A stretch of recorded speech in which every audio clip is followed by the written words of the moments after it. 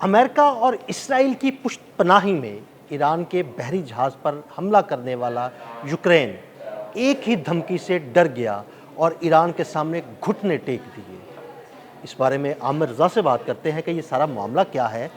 आमिर भाई, यूक्रेन ने ईरान के बहरी जहाज़ पर हमला किया, ईरान ने खुले अल्फाज में ये धमकी दी कि हम इसका बदला लेंगे। उसके बाद यूक्रेन ने घुटने टेक दिए, मुआफ़िया मांगने पर आ गया।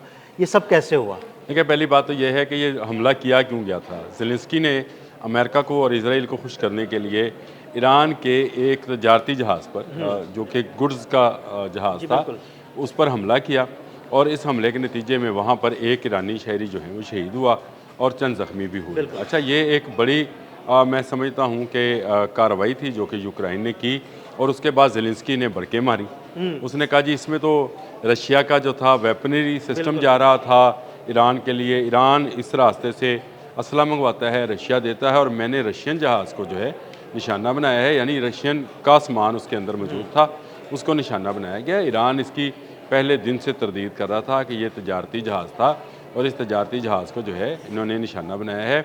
अब इसका जवाब दिया जाएगा और ये ईरान की पहले रोज़ से ये पॉलिसी रही है कि जो जहाँ पर से हमला करेगा उस पर उसका जवाब दिया जाएगा। ईरान की ये पॉलिसी रही है, वो खुद हमला नहीं करता पहले, लेकिन जब कोई उस पर हमला करता है तो फिर उसका जवाब भरपूर तरीके अच्छा, से ये देता है। कैस्पियन जो है ये जनूब में है ईरान के, और ईरान के जनूब में उन्होंने खैबर शिकन मिसाइल्स जो हैं वो लगा लिए। अब यूक्रेन को ये पता चला कि ये तो मामला जो है बिल्कुल, या तो वो तो अमेरिका और इसराइल को खुश करने के लिए उसने काम किया था, ये तो मामला उलट पड़ने लगा है। एक तरफ आपने हरमज़ में जंग बंदी है, ईरान की जो है उस तरफ कोई ऐसी ख़ास जो है कार्रवाइयाँ नहीं हैं, तो इसका जवाब अगर वो यूक्रेन को इस तरफ से देगा और उसके परली तरफ से रशिया जो जवाब देगा, यानी यूक्रेन के भी जनूब में रशिया बैठा है, ये तो उसके दोनों तरफ से घेरा तो जाएगा दोनों ना तरफ से वो घेरा गया और घेरने में उसको मार दिया जाएगा। यानी यूक्रेन का वो जो रशिया को अंगेज रखने वाला ख्वाब है जो कि उसने यूरोपियंस को दिखाकर और अमेरिका को दिखाकर डॉलर्स और असला ख़रीद रहा है या ले रहा है, वो चकनाचूर हो जाएगा और जो ज़ेलेंस्की ज़्यादा अरसा टिक नहीं पाता। क्यों? क्योंकि ईरान के पास ऐसे मिसाइल्स मौजूद हैं जो साढ़े 3,000 किलोमीटर का फासला तय कर सकते हैं, यानी पूरे यूक्रेन को तबाह बर्बाद जी, कर सकते हैं। कीव तक जो है उसकी मार है और वो कीव में उसको और हमला होता और कीव से परली पर तरफ जो है वो रशिया है, उस तरफ से रशिया पहले ही उसके साथ जंग में है।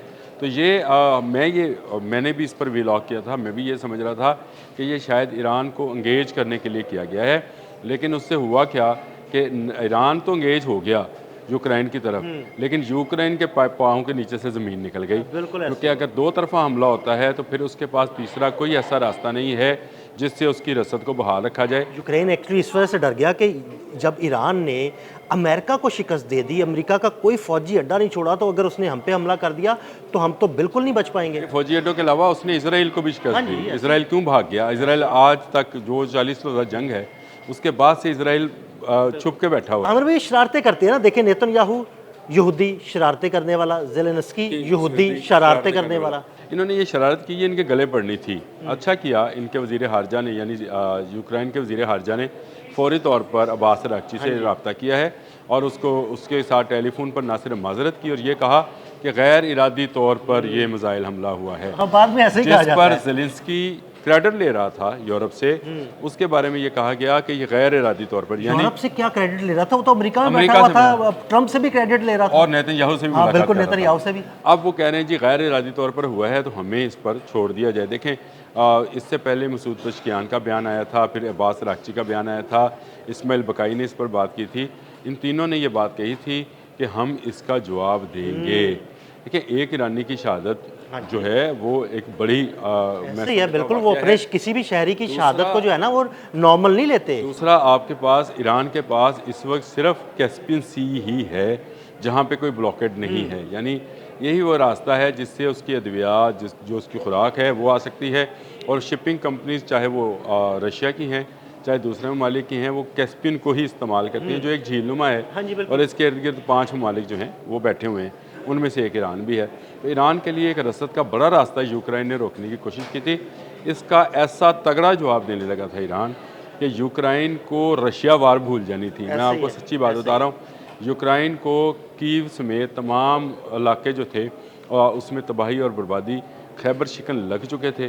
खैबर शिकन जनूब में मौजूद थे और उनको सिर्फ पासदारान इनकलाब का एक इशारा चाहिए था, सुप्रीम कमांडर का एक इशारा होता तो यूक्रेन जो है एक तरफ से रशिया से मार खा रहा था और रशियन फ़ौजें इस वक्त कीव में बैठी होती। कीव बिल्कुल तबाह हो चुका था और ज़ेलेंस्की जहाँ पे है अपने आकाओं के पास न्यूयॉर्क में वहीं पर बैठा है। एक्चुअली अमर भाई, ये सारा मामला इस तरह हुआ कि जब यूक्रेन को इस बात का पता लगा कि जनाब वो खैबर शिकन मिसाइल जो है वो फिट कर दिए गए हैं और किसी भी वक्त बड़ा हमला हो सकता है, उसके फ़ौरन बाद उन्होंने पेंतरा बदला और माफ़िया मांगने पर आ गए।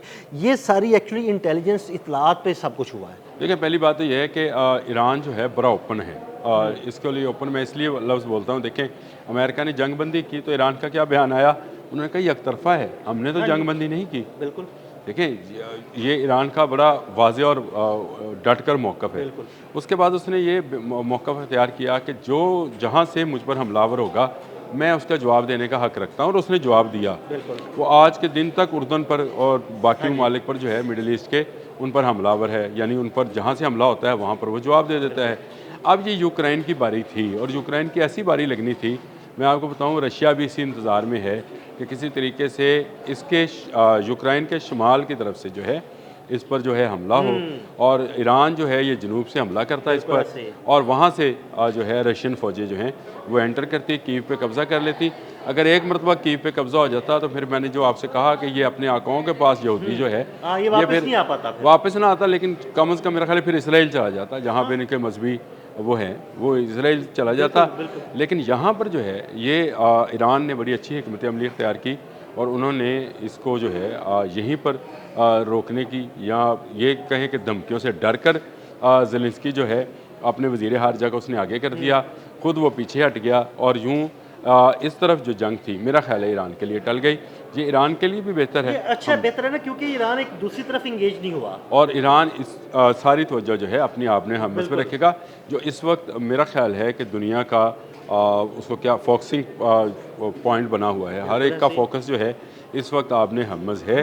बड़ी तजारत रुकी पड़ी है, चाहे तेल की है चाहे गुड्स की है, और दुनिया एक बड़ी जंग के दहाने पर पहुंची हुई। अमर भाई, ज़ेलेंस्की इस वक्त अमेरिका में बैठा हुआ है, उसने मुलाकातें की हैं, ट्रंप से भी की हैं, नेतन्याहू से भी की हैं, तो क्या आने वाले वक्त में फिर कोई मिस एडवेंचर तो नहीं करेगा? ये करेगा। पहली बात तो ये है कि इसने रशिया के साथ जंग ही मिस एडवेंचर किया हुआ है और अब भी ये दोबारा जो है ये कोई ईरान के साथ छेड़खानी कर सकता है।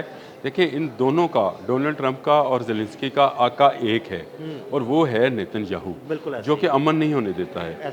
और लेकिन ये एक ज़ेलेंस्की के लिए एक बड़ा इम्तहान होगा। अगर वो ईरान के साथ एंगेज होता है तो फिर रशिया जो है उसको छोड़ेगा नहीं, क्योंकि रशियंस ये समझते हैं कि इस वक्त ज़ेलेंस्की सिर्फ उनके साथ नंबर आज़मा है। अगर इस तरफ से भी उस पर हमला होता है और ईरान उसका जवाब देता है तो फिर रशिया डट कर दो काम करेगा। याद रखिएगा, ओपनली वो ईरान को असला फराहम करेगा, क्योंकि ज़ेलेंस्की बराह रास्त इस जंग में जो मुलव्वस होगा, एक तरफ वो रशिया की तरफ मुलव्वस होगा, दूसरी तरफ ईरान की तरफ, तो रशिया के लिए ये जंग को मुश्तरका जंग करार देना जो है वो आसान हो जाएगा और फिर तमाम अड्डों पर जो ईरानी अड्डे हैं उन पर आपको रशियन मिसाइल्स और रशियन जहाज़ जो हैं वो उड़ते हुए नज़र आएंगे।